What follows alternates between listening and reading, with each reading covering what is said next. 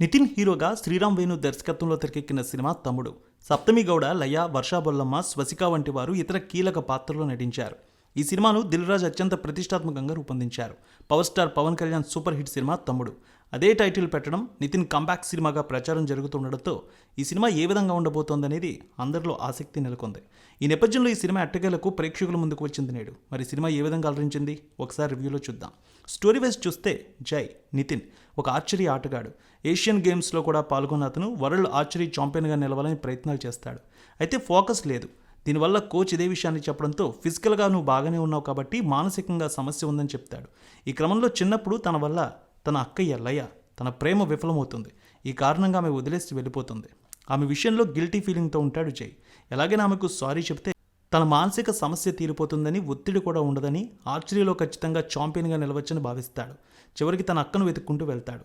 అతని అక్క ఝాన్సీ కిరణ్మయ్. లయ ఒక సిన్సియర్ గవర్నమెంట్ ఆఫీసర్, ఎవరికీ తల వంచదు.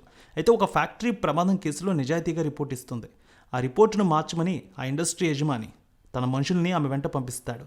అయితే ఒక జాతర కోసం అంబర్గొడుగు అనే ఒక ఏజెన్సీకి వెళ్ళిన సంగతి తెలుసుకున్న జై తన అక్కకు సారీ చెప్పేందుకు అక్కడికి వెళ్తాడు. ఈ క్రమంలో ఆ ప్రాంతానికి వెళ్ళిన జై తన అక్కను కలుస్తాడా, ఆమె కుటుంబాన్ని కాపాడుతాడా?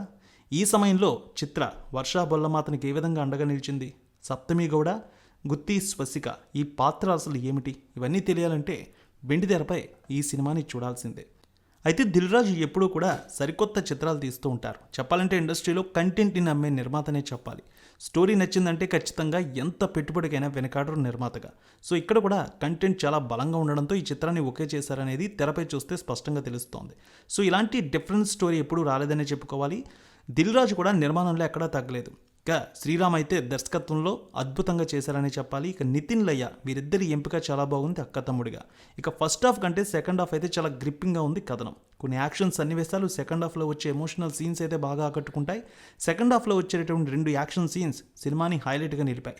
ఎమోషన్ సీన్స్లో అంజనీష్ లోక్నాథ్ ఇచ్చిన మ్యూజిక్ అయితే సినిమాకి చాలా పెద్ద ఎసెట్ అయింది. ప్రీ క్లైమాక్స్, క్లైమాక్స్లో వచ్చే సన్నివేశాలకు బ్యాక్గ్రౌండ్ స్కోర్ 100కి 100% వర్కౌట్ చేశారు. నితిన్ యాక్టింగ్ అయితే చాలా బాగుంది. బెస్ట్ పెర్ఫార్మెన్స్ ఇచ్చే ప్రయత్నం చేశారు. సప్తమి గౌడ కూడా మంచి పెర్ఫార్మెన్స్ ఇచ్చింది. అలాంటి పాత్రనే చెప్పాలి. ఇక వర్షా బొల్లమ్మ కూడా తన పాత్ర పరిధి మేరకు మెప్పించింది.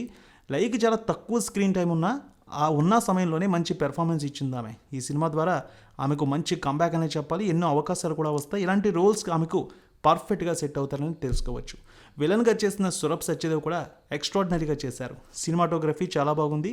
లొకేషన్స్ మాత్రం చూడడానికి పర్ఫెక్ట్గా అద్భుతంగా ఉన్నాయి. నిర్మాణ విలువలు, విఎఫ్ఎక్స్ చాలా బాగుంది. ఈ ఫీల్ అయితే ఖచ్చితంగా కలుగుతుంది.